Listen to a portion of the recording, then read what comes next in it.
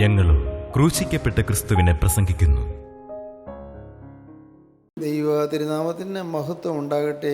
യോഹന്നാൻ്റെ സുവിശേഷം 21 അധ്യായം 3 വാക്യം മുതൽ ചില വാക്യങ്ങൾ നമുക്ക് വായിച്ചു കേൾക്കാം. ശിമോൻ പത്രോസ് അവരോട്, ഞാൻ മീൻ പിടിപ്പാൻ പോകുന്നുവെന്ന് പറഞ്ഞു.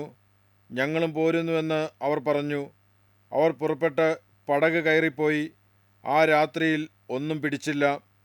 പുലർച്ചെയായപ്പോൾ യേശു കരയിൽ നിന്നിരുന്നു.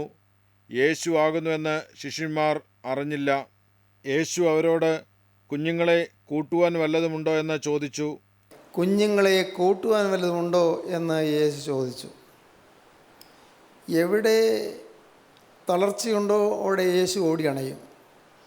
ഉയർത്തെഴുന്നേറ്റ മിശിഹാ തമ്പുരാൻ ഓടിച്ചെല്ലും ദുരിതമുള്ള സ്ഥലത്ത്, യാതനയുള്ള സ്ഥലത്ത്, ആവശ്യഭാരങ്ങളുള്ള സ്ഥലത്ത് യേശു ഓടിച്ചെല്ലും. ഇതൊരു പരമാർത്ഥമാണ്. നിങ്ങൾ അനുഭവിച്ചറിയുമ്പോൾ നിങ്ങൾക്ക് ദൈവത്തെ സ്തുതിക്കാൻ തോന്നും. അനുഭവിക്കുമ്പോൾ ഇപ്പോൾ കേൾക്കുന്നേ ഉള്ളൂ. ഈ കേൾക്കുന്ന വചനം നിങ്ങളുടെ ഹൃദയത്തിൽ സ്വീകരിച്ച് നിങ്ങൾ ക്രിസ്തുവിനെ അനുഗമിക്കാൻ തുടങ്ങുമ്പോഴേക്കും നിങ്ങൾക്ക് എല്ലാം അനുകൂലമായും അനുഗ്രഹമായും കർത്താവ് തീർത്തു തരും. അതുകൊണ്ട് ഈ ലോകത്ത് പ്രശ്നങ്ങളില്ലെന്നല്ല ഞാൻ പറഞ്ഞത്, ഒരിക്കലുമല്ല. എന്തുമാത്രം ചുമടുകളുമായിട്ടാണ് നിങ്ങൾ പലരും വന്നിരിക്കുന്നത്. വലിയ ഭാരമേറിയ ചുമടുകൾ. എന്നെക്കൊണ്ട് വയ്യല്ലോ കർത്താവേ എന്ന് പോലും ചിലപ്പോൾ തോന്നിപ്പോകുന്ന, അയ്യോ എന്നെക്കൊണ്ട് വയ്യല്ലോ എന്ന് തോന്നിപ്പോകുന്ന രീതിയിലുള്ളതായ ഭാരങ്ങൾ പലർക്കുമുണ്ട്. മനക്ലേശങ്ങളുണ്ട്, ജീവിത പ്രശ്നങ്ങളുണ്ട്, അനേകം പ്രതിസന്ധികളുണ്ട്. ഓരോ ചുവടും വയ്ക്കുമ്പോൾ പുതിയ പുതിയ പ്രശ്നങ്ങൾ ഉയർന്നു വരികയാണ്. അതിനെല്ലാം അതിജീവിച്ച് വേണം നാം മുന്നോട്ട് പോകാൻ. നമ്മുടെ പലരുടെയും ജീവിതം അങ്ങനെയാണ്. രോഗങ്ങളാകാം, പണത്തിന് ഞെരുക്കമാകാം, കടത്തിൻ്റെ ഭാരമാകാം, കുടുംബത്തിലെ വഴക്കാകാം, ഭാര്യയും ഭർത്താവിനുള്ള ഭിന്നതയാകാം, മക്കൾ നാനാവിധമായി പോകുന്നതാകാം, ചുമതലാബോധമില്ലാതെ മക്കൾ പഠിക്കുകയോ ഉത്സാഹത്തോടെ ഒന്ന് വായിക്കുകയോ ചെയ്യാതെ ഉഴപ്പി നടക്കുകയാകാം എന്ന് പല പല കാര്യങ്ങൾ. ഇതെല്ലാം നമ്മെ വിഷമിപ്പിക്കുന്ന പ്രശ്നങ്ങൾ തന്നെയാണ്. മനസ്സിൽ ദുഃഖമുണ്ട്. പക്ഷേ നിങ്ങൾ ക്രിസ്തുവിനെ നിങ്ങളുടെ ഹൃദയത്തിൻ്റെ നാഥനും കർത്താവുമായി സ്വീകരിച്ച് യേശു ക്രിസ്തുവിൻ്റെ ഹൃദയത്തിൽ വസിക്കുന്നുണ്ട് എന്നുള്ള ഒരു ഉറപ്പോടെ നിങ്ങൾ ജീവിച്ചാൽ എല്ലാറ്റിനും ഒരു പരിഹാരമുണ്ട്, ഒരു പോംവഴിയുണ്ട്. ദൈവം വിശ്വസ്തൻ. നമുക്ക് സഹിപ്പാൻ കഴിയുന്നതിന് മീതെ പരീക്ഷ നേടുവാൻ സമ്മതിക്കാതെ അവൻ പരീക്ഷയുടെ പോക്കുവഴി ഉണ്ടാക്കുമെന്നാണ് അപ്പോസ്തലനായ പൗലോസ് പറയുന്നത്. കൊരിന്ത്യലേഖനം 10 അധ്യായത്തിൽ. ദൈവം വിശ്വസ്തൻ. വിശ്വസ്തനായ ദൈവം നമുക്ക് പരീക്ഷകൾ നേടുമ്പോൾ കർത്താവ് പറയുന്നു, നിനക്ക് പരീക്ഷയോട് ഞാൻ പോക്കുവഴി തരാം, ഒരു നീക്കുപോക്ക് തരാം. പരീക്ഷ ഒഴിവാക്കുകയല്ല, നിൻ്റെ ജീവിതത്തിലെ പ്രശ്നങ്ങൾ ഒഴിവാക്കുകയല്ല, നിൻ്റെ ജീവിതത്തിലെ പ്രതിസന്ധികൾ മാറ്റിത്തരികയല്ല. എന്നാൽ അതിൻ്റെ മധ്യത്തിൽ കൂടി, ഞാൻ വിടവിൽ കൂടി എവിടെയെല്ലാമോ ഒരു കാൽ വെച്ച് പോകാനുള്ളതായ വഴി കർത്താവ് തുറന്നു തരും. ദൈവത്തിന് സ്തോത്രം. അതാണ് ദൈവമക്കളുടെ അനുഭവം. സ്തോത്രം. കർത്താവ് തീബരിയസ് കടൽക്കരയിൽ നിന്നു. ഉയർത്തെഴുന്നേറ്റ് മിശിഹാ തമ്പുരാൻ യേശുക്രിസ്തു ഉയർത്തെഴുന്നേറ്റു എന്ന് ശിഷ്യന്മാർക്ക് അറിയാം. പക്ഷേ എന്തുകൊണ്ടോ അവർ മനം മടുത്തുപോയി. കർത്താവ് ഉയർത്തെഴുന്നേറ്റു. കർത്താവ് അവർക്ക് പ്രത്യക്ഷനായി. ശിമോൻ പത്രോസും എല്ലാ കൂട്ടത്തിലുണ്ടായിരുന്നു. തോമാസ് അവർക്ക് എല്ലാവരും ഉണ്ടായിരുന്നു. നിങ്ങൾ പരിശുദ്ധാത്മാവിനെ കൈക്കൊള്ളുവിൻ എന്ന് പറഞ്ഞ് കർത്താവ് അവരുടെ മേൽ ഊതി. നിങ്ങൾക്ക് സമാധാനം എന്ന് കർത്താവ് പറഞ്ഞു. അക്ഷരീയമായി കർത്താവിനെ അവർ നേരിട്ട് കണ്ടു. കർത്താവിൻ്റെ ശബ്ദം നേരിട്ട് കേട്ടു. ഇതെല്ലാം അനുഭവങ്ങൾ അവർക്കുണ്ട്. പക്ഷേ ഈ അനുഭവങ്ങളെല്ലാം ഉണ്ടായിട്ടും ഒരു സന്ദർഭം വന്നപ്പോൾ അവർക്കൊരു ഏതോ ഒരു വിഷാദ വിവശത. ഇങ്ങനെയൊക്കെ സംഭവിച്ചു പോയത്? പ്രതീക്ഷകൾ തകർന്നു പോയല്ലോ. ഇസ്രായേൽ ജനം റോമിലെ ഭരണാധികാരത്തിന് കീഴിൽ അടിമപ്പെട്ടിരുന്ന കാലത്ത് ഈ പാരതന്ത്ര്യത്തിൽ നിന്ന്, ഈ ബന്ധനത്തിൽ നിന്ന്, അഥവാ അധീശത്വ മനോഭാവം പൂണ്ട റോമൻ സർക്കാരിൻ്റെ ഭരണത്തിൽ നിന്ന് രക്ഷപ്പെടുത്തുവാനുള്ള ഒരാളായിട്ടാണ് അവർ യേശുവിനെ കണ്ടിരുന്നുള്ളൂ. ഒരു വലിയ സാമൂഹിക വിപ്ലവകാരിയായിട്ട്, ഒരു വലിയ അത്ഭുത പുരുഷനായിട്ട് അവർ യേശുവിനെ കണ്ടു. അവർ അതിനപ്പുറം ആത്മാവിൻ്റെ വീണ്ടെടുപ്പോ ആത്മാവിൻ്റെ നിത്യജീവനോ അവർ കണ്ടില്ല. അതാണ് പിന്മാറി പോകാൻ കാരണം. നമ്മെ പലരും അങ്ങനെയാണ്. നാം ഈ ലോകത്തിലെ ചില കാര്യങ്ങൾ രോഗത്തിനു വേണ്ടി പ്രാർത്ഥിച്ചു, കർത്താവ് രോഗസൗഖ്യം തന്നു, നമുക്ക് സന്തോഷം, ദൈവം നല്ലവനാണ്. പരീക്ഷ എഴുതാൻ പഠിച്ചു, പരീക്ഷ എഴുതി, പ്രാർത്ഥിച്ചു, പരീക്ഷ എഴുതി, പരീക്ഷ പാസ്സായി. ഓ, ദൈവം നല്ലവൻ. പ്രാർത്ഥിച്ചല്ലോ, കർത്താവ് പ്രാർത്ഥന കേട്ടല്ലോ. വളരെ നല്ലൊരു വിവാഹാലോചന വന്നു, വിവാഹാലോചന നടന്നു, അത് നന്നായി, വളരെ നല്ല രീതിയിൽ കാര്യങ്ങൾ പോകുന്നു, ദൈവം നല്ലവൻ. എന്നാൽ ജീവിതത്തിലെ ചില പ്രതീക്ഷകൾക്ക് മങ്ങലേൽക്കുമ്പോൾ, ജീവിതത്തിലെ ചില യാതനകളും വേദനകളും വന്ന് നമ്മെ വലയം ചെയ്യുമ്പോൾ, അപ്പോഴാണ് നാം ദൈവം നല്ലവനെന്ന് പറയാൻ തോന്നാതെ പോകുന്നത്. അപ്പോഴെല്ലാം നമുക്കൊരു പരിഭവമോ പ്രയാസമോ ഒക്കെ തോന്നും. പിന്മാറ്റത്തിൻ്റെ ആദ്യത്തെ ചുവടതാണ് ചില പരിഭവങ്ങൾ. നോക്കൂ, നിങ്ങൾ ചിന്തിച്ചാൽ അറിയാം, നിങ്ങൾക്ക് നമ്മുടെ കൂട്ടായ്മയിൽ ഇരുന്ന് ആരോടെങ്കിലും ഒരു പരിഭവം ഉണ്ടോ? നിങ്ങൾ പിന്മാറ്റത്തിൻ്റെ വഴിയിലാണ്, പിറകിലേക്ക് പോവുകയാണ്. ആരോടെങ്കിലും ഒരുപക്ഷേ ആൾ ചെയ്ത് തെറ്റായിരിക്കാം, അത് ദൈവം നോക്കട്ടെ. പക്ഷേ തെറ്റ് ചെയ്യുന്ന ഒരാളോടാണെങ്കിൽ പോലും നിങ്ങൾക്കൊരു അസഹിഷ്ണുതയുണ്ടോ? നിങ്ങൾ പിന്മാറ്റത്തിൻ്റെ വഴിയിലാണ്. നിങ്ങളുടെ പ്രതീക്ഷയ്ക്ക് ഭംഗം വരുന്നുണ്ടോ? നിങ്ങൾ പിന്മാറ്റത്തിൻ്റെ വഴിയിലാണ്. അനേകരിന്ന് പിന്മാറിപ്പോകുന്നത് അറിയുന്നില്ല. അങ്ങ് പിന്മാറ്റത്തിലേക്ക് ഒഴുകി പോവുകയാണ്, ദൈവത്തിൽ നിന്ന് അകന്നകന്ന് പോവുകയാണ്. കർത്താവിൻ്റെ വചനം കേൾക്കുമ്പോൾ ഒരു സന്തോഷം കിട്ടി, സമാധാനം കിട്ടി. പക്ഷെ പിന്നെയും പഴയ ആ മടുപ്പിലേക്കും പഴയ വിവശതയിലേക്കും മാറിപ്പോവുകയാണ്. നിങ്ങൾ വചനം കേൾക്കുന്ന സമയത്ത് നിങ്ങൾക്ക് ഉത്സാഹം കിട്ടി, പക്ഷേ ജീവിതത്തിൻ്റെ ചില പ്രശ്നങ്ങളുമായി ഏറ്റുമുട്ടുമ്പോൾ നിങ്ങൾ തളർന്നു പോകുന്നു, നിങ്ങൾ വാടിപ്പോകുന്നു. അങ്ങനെ വരരുത്. അത് പിന്മാറ്റത്തിൻ്റെ അവസ്ഥയാണ്. പത്രോസും യാക്കോബും യോഹന്നാനും തോമാസും അവരങ്ങനെ അവരുടെ 7 പേര് അവർക്ക് മനഃപൂർവ്വം പിന്മാറിപ്പോയതല്ല. മനസ്സിൻ്റെ ഉള്ളിൽ, ഹൃദയത്തിൻ്റെ അകത്ത് അവർക്ക് ഒരു നിരാശ. പ്രതീക്ഷിച്ച പോലും ആയില്ലല്ലോ, ഈ 3.5 കൊല്ലം നടന്നത് വ്യർത്ഥമായി പോയല്ലോ. കാര്യം യേശു ജീവിക്കുന്നുണ്ടോ, ഉയർത്തെഴുന്നേറ്റു, പക്ഷേ എന്നാലും ഈ 3.5 കൊല്ലത്തെ നമ്മുടെ ജീവിതം പാഴായി പോയല്ലോ. അതുകൊണ്ടാണ് പത്രോസ് പറഞ്ഞത്, ഞാൻ മീൻ പിടിക്കാൻ പോകുന്നു. ഒരിക്കൽ വിട്ട വലയും പടകും എടുത്ത് ഒരിക്കൽ ഉപേക്ഷിച്ച ഗലീല കടലിലേക്ക് പത്രോസ് തിരികെ പോവുകയാണ്, കൂടെ മറ്റ് 6 പേരും കൂടി. അങ്ങനെ 7 പേരും, ശിഷ്യന്മാരിൽ 7 പേരും അവർ ആ പഴയ തൊഴിലിലേക്ക് മടങ്ങുകയാണ്. അവർക്ക് യേശുവിൽ വിശ്വാസമില്ലാത്തതുകൊണ്ടല്ല. യേശു അവർക്ക് പ്രത്യക്ഷനായി, യേശു അത്ഭുതകരമായിട്ട് അവർക്ക് പ്രത്യക്ഷനായി. യേശു തോമസ്ലിയോട് നേരിട്ട് സംസാരിച്ചു. നീ അവിശ്വാസിയാകാതെ വിശ്വാസിയായിരിക്കാൻ തോമസ്ലിയോട് പറഞ്ഞു. പരിശുദ്ധാത്മാവിന്റെ കൈക്കൊള്ളിരുന്ന് എല്ലാവരോടും പറഞ്ഞു, എല്ലാവരുടെ മേൽ ഊതി നിങ്ങൾക്ക് സമാധാനം എന്ന് പറഞ്ഞു. ഇതെല്ലാം അവർക്ക് അനുഭവമുണ്ട്. അനുഭവമില്ലാഞ്ഞിട്ടല്ല, പക്ഷേ അവരിന്ന് പിന്മാറ്റത്തിൻ്റെ പാതയിലാണ്. ദൈവത്തിന് സ്തോത്രം. ഒരു പക്ഷേ ഇന്ന് ഈ വാക്കുകളെ കേൾക്കുന്ന നിങ്ങൾ ചിലരെങ്കിലും പിന്മാറ്റത്തിൻ്റെ പാതയിലാണോ എന്ന് ചിന്തിക്കണം. കാര്യം ശരിയാണ്, നല്ല കൂട്ടായ്മയാണ്, അനുഗ്രഹമാണെന്നൊക്കെ നമുക്ക് അറിയാം. എന്നാലും ഒരു മടുപ്പ് നിങ്ങൾക്ക് വരുന്നുണ്ടോ? ഒരു തഴമ്പിച്ച അനുഭവം നിങ്ങൾക്ക് വരുന്നുണ്ടോ? നിങ്ങളുടെ ജീവിതത്തിൽ ഒരു തളർച്ച വരുന്നുണ്ടോ? കുതിച്ച് ചാടുന്ന അനുഭവം ഉണ്ടോ നിങ്ങൾക്ക്?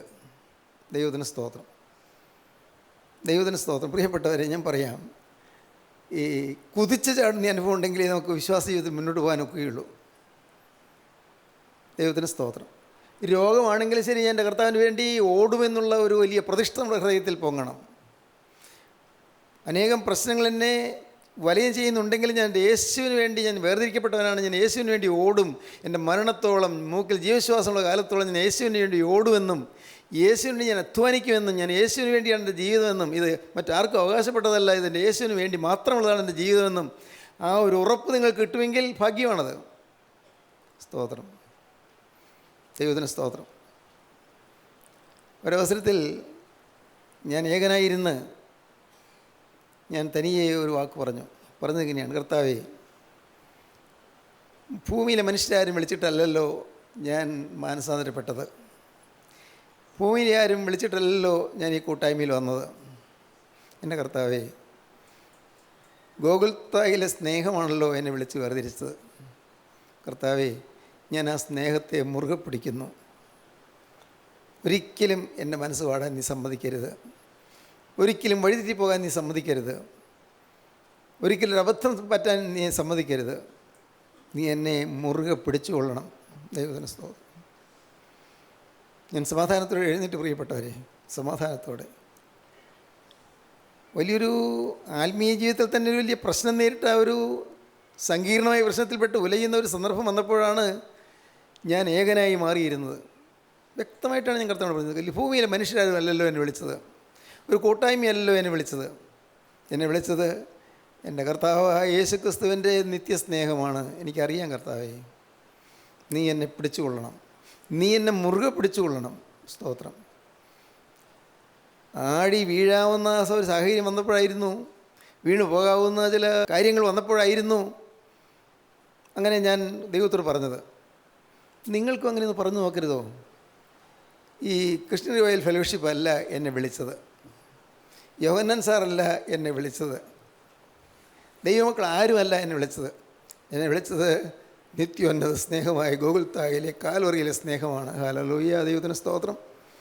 ഇത് നിങ്ങൾ ദൈവത്തോട് പറയണം. കർത്താവേ, ഈ ഭൂമിയിലെ ആരുമല്ല എന്നെ വിളിച്ച് വേർതിരിച്ചത്, ഈ ഭൂമിയിലെ ഒരു ദൈവവൈതലുമല്ല എന്നെ വിളിച്ച് വേർതിരിച്ചത്. എന്നെ വിളിച്ച് ക്രൂശിലെ സ്നേഹത്തിലേക്ക് എന്നെ ആകർഷിച്ച് എന്നെ വലിച്ചടുപ്പിച്ചത് കർത്താവായ യേശുവേ, നിൻ്റെ ചങ്ക് പിളർന്നൊഴുകിയ തിരിച്ചോരയിൽ നിന്ന് വരുന്നതായ അത്ഭുത സ്നേഹമാണ് ഞാൻ വിശ്വസിക്കുന്ന കർത്താവേ. ഇത് നിങ്ങളുടെ ഹൃദയത്തിൽ വരണത്, അത് വന്നാലേ നിങ്ങൾക്ക് രക്ഷ കിട്ടൂ. പിന്നെ നിങ്ങൾ ഒരു സഭയെ നോക്കുകയില്ല, സഭയുടെ നേതാവിനെ നോക്കുകയില്ല, കൂട്ടായ്മയിലെ നേതാക്കളെ നോക്കുകയില്ല, ആരെയും നോക്കുകയില്ല. ആരുമല്ല, നിങ്ങളെ നടത്തുന്നത് കർത്താവായ യേശു ക്രിസ്തുവാണെന്നുള്ളതൊരു ഉറപ്പ്. ക്രിസ്തുവാണ് എന്നെ വിളിച്ചത്. പിന്നെ മടുപ്പില്ല, പിന്നെ തളർച്ചയില്ല, പിന്നെ വിവശതയില്ല, പിന്നെ പരിഭ്രമമില്ല, പിന്നെ ഭയമില്ല. സ്തോത്രം. ഇത് നിങ്ങൾക്ക് ഉറയ്ക്കാമോ? യേശു ക്രിസ്തു എന്നെ വിളിച്ചിരിക്കുന്നു. സത്യം. പ്രിയപ്പെട്ടവരെ, ഇവിടെ ഇരുന്ന് കേൾക്കുന്ന ഈ 10,000 മാത്രമല്ല, സ്തോത്രം, ലോകത്തിൻ്റെ നാനാദേശങ്ങളിലിരുന്ന് ഈ വചനം ശ്രദ്ധിക്കുന്ന എല്ലാവരും ഇപ്പോൾ ഒന്ന് ഓർക്കൂ, എന്നെ വിളിച്ച് വേർതിരിച്ചത് കർത്താവായ യേശു ക്രിസ്തുവാണ്. എൻ്റെ ഹൃദയത്തിൽ തൻ്റെ ദിവ്യ സ്നേഹം ക്രിസ്തു നിക്ഷേപിച്ചു. യേശു ക്രിസ്തുവിൻ്റെ സ്നേഹം, ദിവ്യ സ്നേഹം, സ്വർഗീയ സ്നേഹം എന്നിൽ നിക്ഷേപിക്കാൻ തക്കവണ്ണം കർത്താവ് എന്നെ വിലയേറിയവനായി കണ്ടു. ഞാൻ പാപിയാണ്, ഞാൻ അശുദ്ധനാണ്, ഞാൻ ദ്രവ്യഗ്രഹിയാണ്, ഞാൻ സ്വാർത്ഥമതിയാണ്. എൻ്റെ കർത്താവേ, ഞാൻ എൻ്റെ ജീവിതത്തിലേക്ക് നോക്കിയാൽ എനിക്ക് ലജ്ജിക്കാനേ വകയുള്ളൂ. എന്നാൽ നീ എന്നെ സ്നേഹിച്ചു, അതുകൊണ്ടാണ് ഞാൻ കർത്താവേ ഈ വചനം കേൾക്കുന്നത്. സ്തോത്രം. പത്രോസ് മുഴുവൻ മടുപ്പ് വന്നു, കൂടെ 6 പേരും കൂടി. അവർ മീൻ പിടിക്കാൻ തിബേരിയാസ് കടലിലേക്ക് പോയി. പഴയ വലയെടുത്തു, പഴയ പടകെടുത്തു, കടലിലേക്ക് പോയി. ദൈവത്തിന് സ്തോത്രം. മീൻ പിടിക്കാൻ നല്ല വശമുള്ളവരാണ് എല്ലാവരും. അവർ 7 പേരും മീൻപിടുത്തക്കാരാണ്. അതുകൊണ്ടാണോ ഈ 7 പേരെ മാത്രം വിളിച്ചതെന്ന് അറിഞ്ഞുകൂടാ. പത്രോസ് പറഞ്ഞപ്പോൾ കൂടെ പോകാൻ തയ്യാറായത് കൊണ്ടാണെന്ന് അറിഞ്ഞുകൂടാ. ഏതായാലും ആ 7 പേരും അങ്ങനെ ഒരുമിച്ച് അവർ തിബേരിയാസ് കടലിലേക്ക് പോയി. പക്ഷേ വല എറിഞ്ഞപ്പോൾ ഒരു മീനും കിട്ടിയില്ല, ഒന്നും കിട്ടിയില്ല. പ്രിയപ്പെട്ടവരെ, നിങ്ങൾക്ക് പരീക്ഷ പാസ്സാകാതിരിക്കുന്നത് അത് നന്മയ്ക്കാണ്. നിങ്ങൾക്കിതൊരു വിവാഹം നടക്കാത്തത് അത് നന്മയ്ക്കാണ്. നിങ്ങൾക്ക് പണത്തിന് ഞെരുക്കമുണ്ടാകുന്നത് നന്മയ്ക്കാണ്. ചില പ്രശ്നങ്ങളുള്ളത് നന്മയ്ക്കാണ്. അത് എനിക്ക് നല്ലപോലെ അറിയാം. പ്രശ്നങ്ങൾ ഉള്ളത് കൊണ്ടാണ് ഭാഗ്യവശാൽ ഞാൻ ഇന്ന് കർത്താവിൻ്റെ കൃപയിൽ നിൽക്കുന്നത്. പ്രശ്നങ്ങൾ, ചില ആകുലങ്ങൾ, ചില ഭാരങ്ങൾ, ചില രോഗങ്ങൾ, ഇതെല്ലാം ഉള്ളതുകൊണ്ട് എനിക്കിന്ന് കർത്താവിൻ്റെ ചേർന്ന് നിൽക്കാൻ ഒരു ഭാഗ്യം ലഭിച്ചു എന്ന് ഞാൻ പറയും. സ്തോത്രം. സഹോദരങ്ങളെ, അവർ 7 പേരും ചെന്നു, വല വീശി ഒരു മീനും കിട്ടിയില്ല, ഒറ്റ മീൻ പോലും കിട്ടിയില്ല. യേശുവിനെ കൂടാതെയുള്ള ഏത് ഉദ്യമവും പരാജയത്തിലായിരിക്കും. മറക്കരുത്, യേശുവിനെ കൂടാതെ നിങ്ങൾ പോകുന്ന ഏതൊരു പോക്കും, ഏതൊരു ഉദ്യമവും അത് പരാജയത്തിലേക്ക് കലാശിക്കുകയുള്ളൂ. എപ്പോഴും നിങ്ങൾ ഓർത്തുകൊള്ളണം, എൻ്റെ യേശുവേ എന്ന്. എപ്പോഴും നിങ്ങൾ കിഴക്കോട്ട് തിരിഞ്ഞു നിന്ന് കുരിശ് വരച്ചുകൊണ്ടെന്നും പറയണമെന്നല്ല ഈ പറഞ്ഞത്. എന്നും എപ്പോഴും നിങ്ങളുടെ മനസ്സിൽ എൻ്റെ യേശുവേ എന്നുള്ള വിളി ഉണ്ടായിരിക്കണം, ഒരു ദൈവ ഭയം ഉണ്ടായിരിക്കണം. എന്നെ കാണുന്ന എൻ്റെ യേശു, എൻ്റെ നിരൂപണങ്ങൾ കാണുന്ന എൻ്റെ യേശു, എൻ്റെ ചിന്തകൾ അറിയുന്ന എൻ്റെ യേശു, എൻ്റെ രാവും പകലും എന്നെ കാണുന്ന എൻ്റെ യേശു, എൻ്റെ യേശു, എൻ്റെ നാഥൻ, എൻ്റെ കർത്താവ്, എൻ്റെ ഉടമസ്ഥൻ, എൻ്റെ ഉടയവൻ, എൻ്റെ കർത്താവ്. സ്തോത്രം. ഈ യേശു എന്നെ കാണുന്നുവെന്നും അവൻ എന്നെ അറിയുന്നുവെന്നും എൻ്റെ എല്ലാ കാര്യവും അവൻ അറിയാമെന്നും ഇനിയും ഞാൻ എന്തായിത്തീരണമെന്ന് അവൻ ആഗ്രഹിക്കുന്നെന്നും എല്ലാം നമുക്ക് മനസ്സിലാക്കി കിട്ടും. എല്ലാം എന്നെക്കുറിച്ചുള്ള അവന് വലിയൊരു പദ്ധതി ഉണ്ടെന്ന് എനിക്ക് മനസ്സിലാകും. യേശു ക്രിസ്തുവിനെക്കുറിച്ച് വലിയൊരു പ്ലാൻ ഉണ്ടെന്ന് എനിക്ക് മനസ്സിലാകും. എപ്പോൾ യേശുവേ എന്നൊരു വിളി ഉണ്ടാകുമ്പോൾ, വ്യക്തമാണ്. നിങ്ങൾ പോകേണ്ട വഴിയിൽ കൂടി നിങ്ങൾ നടത്തും. സ്തോത്രം. നിങ്ങൾ എങ്ങനെ ഏതെല്ലാം വഴിയിൽ കൂടി പോകണമോ അവിടെ എല്ലാം കർത്താവ് നിങ്ങളെ കൊണ്ടുപോകും. സ്തോത്രം. അപ്പോഴെല്ലാം പറഞ്ഞോളണം, കർത്താവേ എൻ്റെ ഇഷ്ടമല്ല നിൻ്റെ ഇഷ്ടം. സ്തോത്രം. എൻ്റെ ഇഷ്ടമല്ല നിൻ്റെ ഇഷ്ടം. എനിക്ക് സ്വന്തമായൊരു ഇഷ്ടമില്ല കർത്താവേ, ഞാനത് എല്ലാം വിട്ടല്ലോ, അതെല്ലാം എന്നെ വിട്ടു കർത്താവേ. പഴയ ഇഷ്ടങ്ങൾ ചിലത് പൊങ്ങി വരുമ്പോൾ കർത്താവേ, അത് അപ്പോഴപ്പോൾ നാമ്പ് നുള്ളി നീ എന്നെ മുന്നോട്ട് നടത്തുന്നുണ്ടല്ലോ കർത്താവേ. ഇനി ഒരിക്കലും പൊങ്ങി വരാത്തതുപോലെ നാമ്പ് അതെല്ലാം കരിഞ്ഞു പോയി എന്ന് എനിക്ക് തോന്നുന്നില്ല. ഇപ്പോഴും പച്ചയായി മുളച്ചു വരാവുന്ന നാമ്പുകളുണ്ട് എൻ്റെ രക്തത്തിൽ. പക്ഷേ എന്നാലും കർത്താവേ, ഞാൻ പുറപ്പെട്ടവനല്ലേ, നീ എന്നെ പിടിച്ചുകൊള്ളണമേ. യേശുവിനെ കൂടാതെ പുറപ്പെട്ടു, അവർക്കൊന്നും കിട്ടിയില്ല. ദൈവം ഇതിലേ നിൻ്റെ ജീവിതത്തിൽ യേശുവിനെ കൂടാതെ നീ ഏതെല്ലാം കാര്യങ്ങൾ പോയിട്ടുണ്ടോ? പലതും കിട്ടിയെന്നൊക്കെ തോന്നും. ഒന്നാം സ്ഥാനം യേശുവിന് കൊടുക്കുകയും യേശുവിൻ്റെ ഹിതത്തിന് ഒന്നാം സ്ഥാനം കൊടുക്കുകയും ഞാൻ എവിടെ ആയിരിക്കണമെന്ന് കർത്താവ് ആഗ്രഹിക്കുന്നു, അവിടെ ഞാനാകണം. ഓരോരുത്തരും എവിടെയെല്ലാമാണോ ആക്കിയിരിക്കുന്നത് അതിന് ദൈവത്തിന് ഉദ്ദേശമുണ്ട്. മകളെ, നീ ഒരു ഭവനത്തിൽ ഒരു മണവാട്ടിയായി കടന്നു ചെന്നു, ദൈവത്തിന് ഉദ്ദേശമുണ്ട്. മോനെ, നീ ഒരു ഭവനത്തിൽ നിന്നൊരു പെൺകുട്ടിയെ വിവാഹം കഴിച്ചു, ദൈവത്തിന് ഉദ്ദേശമുണ്ട്. നിനക്ക് ഒരു ജോലി കിട്ടി, ആ ജോലി സ്ഥലത്ത് നീ ചെന്നു, അവിടെയും ദൈവത്തിൻ്റെ ഒരു പദ്ധതിയുണ്ട്. നിന്നിൽ കൂടി ഒരു പദ്ധതി നിറവേറ്റാൻ കർത്താവ് ആഗ്രഹിക്കുന്നു. എവിടെ ചെന്നാലും അവിടെയെല്ലാം യേശുവിനെ കാണിച്ചു കൊടുക്കുക. പുറമെ പ്രസംഗത്തിലല്ല, പ്രസംഗമല്ല, ജീവിതം. ഈ ജീവിതം മലർക്കെ തുറന്നിരിക്കുന്ന ഈ ജീവിതം, സ്തോത്രം. ഈ ജീവിതം നിങ്ങൾ യേശുക്രിസ്തുവിനെ കാണിച്ചു കൊടുക്കുന്ന ജീവിതമാക്കി കൊടുക്കുക. നിങ്ങൾക്കൂടെ യേശുവിനെ കാണട്ടെ, കണ്ണാടിയിൽ യേശു പ്രതിബിംബിക്കട്ടെ. നിങ്ങളൊരു കണ്ണാടിയാണ്. നിങ്ങൾ ഈ കണ്ണാടിയിലേക്ക് നോക്കുമ്പോൾ ഈ കണ്ണാടിയിൽ പ്രതിബിംബിക്കുന്ന ഒരാൾ, ആരാ? യേശു. സ്തോത്രം. ദൈവത്തിന് എന്തൊരു ഭാഗ്യം. യേശു നിങ്ങൾ കൂടി പ്രതിഫലിക്കുന്നൊരു സ്ഥിതി വരട്ടെ. യേശു നിങ്ങൾ കൂടി പ്രതിബിംബിക്കുന്നു. സ്തോത്രം. അതാണ് സുവിശേഷ വേല. പറയുന്ന പ്രസംഗമല്ല, അതിനേക്കാൾ എത്രയോ വലുതാണ് ജീവിക്കുന്ന ജീവിതം.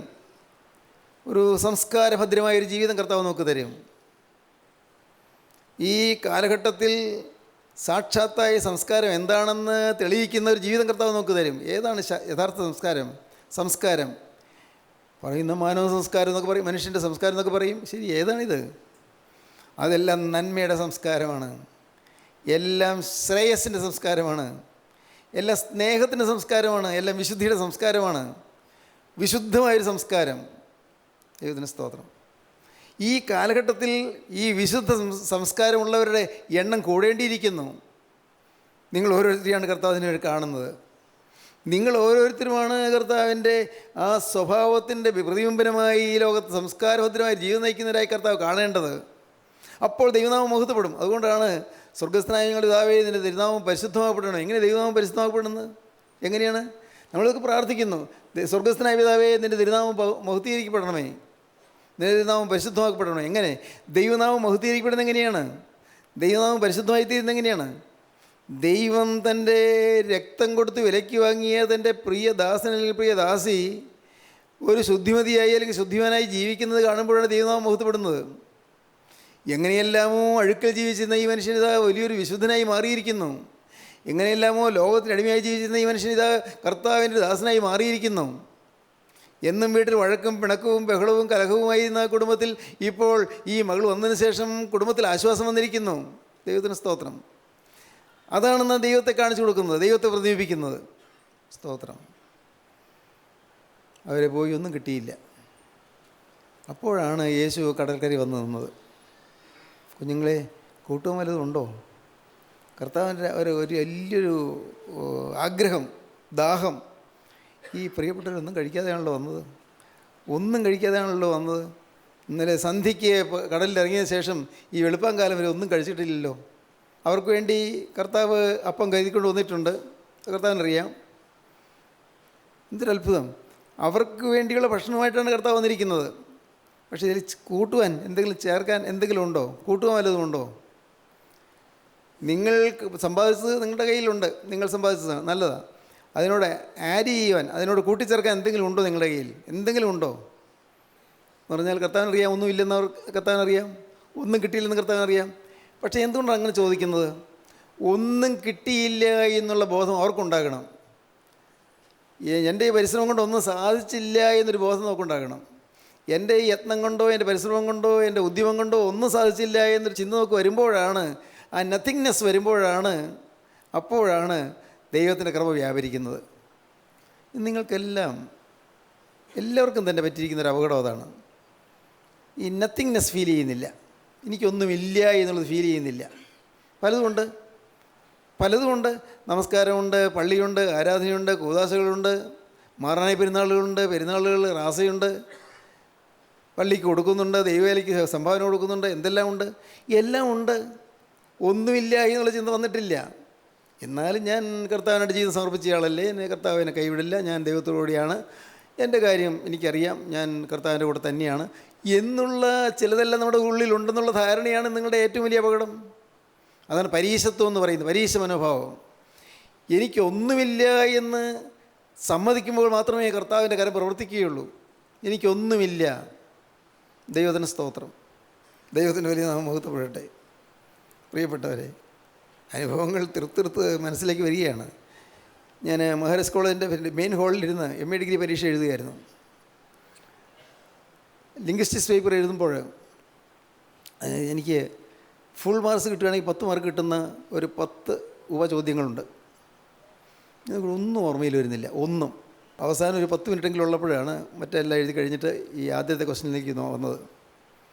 ഇന്ന് ഞാൻ നല്ലപോലെ ഓർക്കുന്നു. ഞാൻ പേന താഴെ വെച്ചു, ആൻസർ പേപ്പറിൻ്റെ മീതെ പേന വെച്ചു, ഞാനിങ്ങനെ ഇരുന്നു. ഞാൻ പറഞ്ഞു, കർത്താവേ, എനിക്കൊന്നുമില്ല, എനിക്കൊന്നും അറിയാൻ പാടില്ല, ഒന്നും മനസ്സിലേക്ക് വരുന്നില്ല. സ്തോത്രം, എൻ്റെ കർത്താവിൻ്റെ വലിയ നാമം മഹത്വപ്പെടട്ടെ. പ്രിയപ്പെട്ടവരെ, ദൈവത്തിന് സ്തോത്രം. ഇങ്ങനെ ഞാൻ കർത്താവിനെ ഏൽപ്പിച്ചിട്ട് ഞാൻ എഴുതി തുടങ്ങി. എന്തൊരു അത്ഭുതം, 10ഉം ശരിയായിരുന്നു. ദൈവത്തിൻ്റെ വലിയ നാമം മഹത്വപ്പെടട്ടെ. കുട്ടികളോട് ഞാൻ പറയട്ടെ, എനിക്ക് കഴിവില്ല കർത്താവേ എന്ന് പറഞ്ഞുകൊണ്ട് നിങ്ങളൊന്ന് കർത്താവിൻ്റെ സന്നിധിയിൽ താഴൂ. ഇല്ല കർത്താവേ, എനിക്ക് പ്രാപ്തിയില്ല എന്ന് പറഞ്ഞുകൊണ്ട് നിങ്ങളൊന്ന് വിനയപ്പെടൂ. കാണാൻ നിങ്ങൾക്ക് വിജയം കിട്ടുന്നത്. ദൈവത്തിന് സ്തോത്രം. ഞങ്ങൾ ഒന്നുമില്ല, അവർക്കൊന്നും കിട്ടിയില്ല. ഒന്നും കിട്ടി. കുഞ്ഞുങ്ങളെ കൂട്ടുവാൻ വല്ലതും ഉണ്ടോ എന്ന് കർത്താവ് ചോദിച്ചു. വായിച്ചേ. യേശു അവരോട്, കുഞ്ഞുങ്ങളെ കൂട്ടുവാൻ വല്ലതുമുണ്ടോ എന്ന് ചോദിച്ചു. ഇല്ല എന്ന് അവർ ഉത്തരം പറഞ്ഞു. പടകിൻ്റെ വലത്തുഭാഗത്ത് വല വീശുവിൻ, എന്നാൽ നിങ്ങൾക്ക് കിട്ടുമെന്ന് അവൻ അവരോട് പറഞ്ഞു. അവർ പറഞ്ഞു, ഇല്ല, ഒന്നുമില്ല, ഒന്നും കിട്ടിയില്ല. ഒന്നുമില്ലായ്മ സമ്മതിച്ചപ്പോൾ കർത്താവ് പോകാൻ വഴി കാണിച്ചു കൊടുക്കുകയാണ്. ഇന്ന് പ്രിയപ്പെട്ടവരെ, ഞാൻ നിങ്ങളോട് വളരെ വിനയപൂർവ്വം ഒരു കാര്യം അപേക്ഷിക്കുകയാണ്. നിങ്ങളുടെ ഒന്നുമില്ലായ്മ സംബന്ധിച്ചുകൊണ്ട് കർത്താവിന് മുമ്പിലേക്ക് നിങ്ങൾ വരിക. നിങ്ങളുടെ കഴിവുകേടുകൾ സംബന്ധിച്ചുകൊണ്ട് കർത്താവിൻ്റെ അടുത്തേക്ക് വരിക. കർത്താവേ, എനിക്ക് കഴിവില്ല, എനിക്ക് പ്രാപ്തിയില്ല, എനിക്ക് വേണ്ടത്ര ബുദ്ധിശക്തിയില്ല, ഒരു പ്രതിസന്ധിയെ നേരിടുവാനുള്ളതായ കരുത്തില്ല. കർത്താവേ, എനിക്ക് മുന്നോട്ട് പോകാൻ ഒരു പ്രാപ്തിയുമില്ല, ഞാൻ പ്രാപ്തിയില്ലാത്തൊരു മനുഷ്യൻ. എൻ്റെ കർത്താവേ, എന്നെക്കൊണ്ട് ഒന്നും സാധ്യമല്ല കർത്താവേ. അങ്ങനെ ഉള്ളത്തിൽ നിങ്ങളൊന്ന് പറയാമോ? ഹൃദയത്തിലൊന്ന് പറയാമോ? ഉള്ളിൻ്റെ ഉള്ളിലൊന്ന് പറയാമോ? അവിടെയെല്ലാം ശൂന്യമായിരിക്കുന്ന സ്ഥലത്തെല്ലാം ദൈവസ്നേഹം ഒന്ന് നിറയും, പരിശുദ്ധാത്മാവ് ശക്തി ഒന്ന് നിറയും. സ്തോത്രം. നമ്മുടെ ഒന്നുമില്ലായ്മയിലേക്ക് ദൈവത്തിൻ്റെ പരിശുദ്ധാത്മാവ് ശക്തമായി കടന്നു വരും. നമ്മുടെ ജീവിതത്തിൽ പരിശുദ്ധാത്മാവ് ശക്തമായി പ്രവർത്തിക്കും. പരിശുദ്ധാത്മാവ് നമ്മെ ഓരോരുത്തരെയും ഉണർത്തുന്ന, നമ്മളെ ശക്തീകരിക്കും. ദൈവത്തിന് സ്തോത്രം. പരിശുദ്ധാത്മാവിൻ്റെ കൃപ നമ്മുടെ മേലൊന്ന് പൊതിയും. ദൈവത്തിന് സ്തോത്രം. കർത്താവിൻ്റെ തിരുരക്തത്താൽ നമുക്ക് ശക്തി ലഭിക്കും. നാം പുതുബലമുള്ളവരായിത്തീരും, പുതിയ ശക്തിയുള്ളവരായിത്തീരും. ദൈവത്തിന് സ്തോത്രം. നാം ഒരു വാക്ക് പറയുന്നിടത്ത് കർത്താവ് സംസാരിക്കും. കർത്താവ് പോകുന്നിടത്ത് നാം പോവുകയും കർത്താവിൻ്റെ കൂടെ നാം നിൽക്കും. നാം പോകുമ്പോൾ കർത്താവ് മുന്നേ നിൽക്കും, നാം പിറകിൽ നിൽക്കും. ദൈവത്തിന് സ്തോത്രം. യഹോവയുടെ മഹത്വം നമുക്ക് പിൻപടയായിരിക്കും. സ്തോത്രം. യഹോവയുടെ മഹത്വം പിൻപടയായിരിക്കും. പിന്നിലൊരു സൈന്യം പോലെ ദൈവത്തിൻ്റെ മഹത്വം നമ്മുടെ പിറകെ ഉണ്ടാകും. ദൈവദൂതന്മാർക്ക് ചുറ്റും കാവൽ നിൽക്കും. യഹോവയുടെ ദൂതൻ്റെ ഭക്തന്മാരുടെ ചുറ്റും പാളയിറങ്ങിയവർ വിടുവിക്കുന്നു. ചുറ്റും മാലാഖമാർ കാവൽ നിൽക്കും. സ്തോത്രം. ദൈവത്തിന് സ്തോത്രം. നീതി നിനക്ക് മുൻപായി നടക്കും, നീതി മുമ്പായി നടക്കും. നാം ഒറ്റയ്ക്കല്ല, ഞാൻ യേശുവിൻ്റെ കൂടെയാണെന്നുള്ളൊരു ഉറപ്പ് നിങ്ങൾക്ക് കിട്ടും. എൻ്റെ സഹോദരങ്ങളെ, ഇന്ന് ഇത് കേട്ടുകൊണ്ടിരിക്കുമ്പോൾ നിങ്ങൾ ദൈവത്തോടൊരു വാക്ക് പറയണം. കർത്താവേ, ഇത്രയും കാലം നിന്നെക്കൂടെ ഞാൻ ജീവിച്ചു പോയി. നിന്നെ വേദനിപ്പിക്കുന്ന അനേക കാര്യങ്ങൾ എൻ്റെ ജീവിതത്തിൽ വന്നുപോയി. നിൻ്റെ സ്വഭാവത്തിന് വിരുദ്ധമായി എൻ്റെ ജീവിതത്തിൽ അനേകം ദുസ്വഭാവങ്ങൾ വന്നുപോയി. എൻ്റെ കർത്താവേ, പല കാര്യങ്ങളിൽ ഞാൻ വീണുപോയി. കർത്താവേ, എനിക്ക് എന്നിൽ തന്നെ നോക്കി ചില സംതൃപ്തി ഉണ്ടായിരുന്നു. അതെല്ലാം എല്ലാം തെറ്റാണെന്ന് ഞാൻ സമ്മതിക്കുന്നു. കർത്താവേ, എനിക്ക് തൃപ്തിപ്പെടാൻ ഒന്നുമില്ല, എനിക്ക് സന്തോഷിക്കാൻ ഒന്നുമില്ല. എനിക്ക് പ്രശംസിക്കാനൊന്നുമില്ല. ആകെയുള്ളത് എൻ്റെ യേശുവേ, നീ എനിക്ക് വേണ്ടി ക്രൂസിൽ മരിച്ചു എന്നുള്ള ഒരൊറ്റ കാര്യം മാത്രം. യേശു ക്രിസ്തുവിൻ്റെ തിരുരക്തവനെ വീണ്ടെടുത്തു എന്നുള്ള ഒറ്റ കാര്യം മാത്രം. അതാണ് എനിക്ക് ആശ്രയിക്കാനുള്ളൂ. അത് മാത്രമേ എനിക്ക് പ്രശംസിക്കാനുള്ളൂ. യേശുവേ, ഇതാ എൻ്റെ ജീവിതം നിൻ്റെ കരങ്ങളിലേക്ക് ഞാൻ ഇതാ വീണ്ടും ഏൽപ്പിക്കുന്നു. നാഥാ, നീ എനിക്ക് വേണ്ടി കരുതുന്നല്ലോ, നീ എൻ്റെ കാര്യം നോക്കുന്നല്ലോ, എൻ്റെ വിശപ്പ് നീ അറിയുന്നല്ലോ, എൻ്റെ ദാഹം നീ അറിയുന്നല്ലോ. കർത്താവേ, എൻ്റെ ശരീരത്തിൻ്റെ ക്ഷീണം നീ അറിയുന്നല്ലോ. എൻ്റെ കർത്താവേ, ഞാൻ ക്ഷീണിതനായി എന്ന് കണ്ട് നീ കടൽക്കരയെയും ഓടി വന്നല്ലോ. എൻ്റെ കർത്താവേ, ഞാൻ വിശന്നിരിക്കുന്നത് കണ്ടുകൊണ്ട് നീ കടൽക്കരയെയും ഭക്ഷണവുമായി വന്നല്ലോ. എൻ്റെ കർത്താവേ, നിൻ്റെ സ്നേഹത്തിന് മുമ്പിൽ ഞാനിതാ എന്നെ തന്നെ സമർപ്പിക്കുന്നു. നിങ്ങൾ സമർപ്പിക്കൂ, ജീവിതം കർത്താവിൻ്റെ കരങ്ങളിലേക്ക് കൊടുക്കൂ, കർത്താവിൻ്റെ വാക്ക് പറയൂ. യേശുവേ, ഈ നിമിഷം മുതൽ ഞാൻ പുതിയ മനുഷ്യനായി ജീവിക്കും. യേശുവിനോട് നിങ്ങൾ പറയൂ, എൻ്റെ യേശുവേ, ഈ നിമിഷം മുതൽ എന്നിൽ ആശ്രയിക്കാതെ യേശുവിൽ ആശ്രയിച്ചുള്ള ഒരു പുതിയ ജീവിതം ഞാൻ നയിക്കും. ദൈവത്തോട് നിങ്ങൾ വാക്ക് പറയൂ. കരുണയുള്ള കർത്താവിൻ്റെ കരം നിങ്ങളുടെ തലമേൽ വയ്ക്കട്ടെ. ദൈവത്തിന് സ്തോത്രം. കർത്താവിൻ്റെ കരം നിങ്ങളെ ആശീർവദിക്കട്ടെ. ദൈവത്തിന് സ്തോത്രം. കർത്താവ് കരം നിങ്ങളെ അനുഗ്രഹിക്കട്ടെ. ഹല്ലേലൂയ. യേശു ക്രിസ്തുവിൻ്റെ കരം നിങ്ങളുടെ മേൽ വരട്ടെ. ദൈവത്തിന് സ്തോത്രം. ആ തൃക്കരം, നിങ്ങളെ മെനഞ്ഞ കരം, നിങ്ങളെ സൃഷ്ടിച്ച കരം, നിങ്ങൾ യഥാസ്ഥാനത്ത് ഓരോ സ്ഥാനത്തും ആക്കിയ കരം, നിങ്ങളെ യഥാസ്ഥാനപ്പെടുത്തുവാനായി വന്ന് നിങ്ങളുടെ മേൽ തന്നെ കരം വെച്ചുകൊണ്ട് കർത്താവ് നിങ്ങൾ എഴുന്നേൽപ്പിക്കുന്നു. ദൈവത്തിന് സ്തോത്രം. കർത്താവിൻ്റെ പുതിയ കൃപ നിങ്ങളെ അനുഗ്രഹിക്കുന്നു. ദൈവത്തിന് സ്തോത്രം.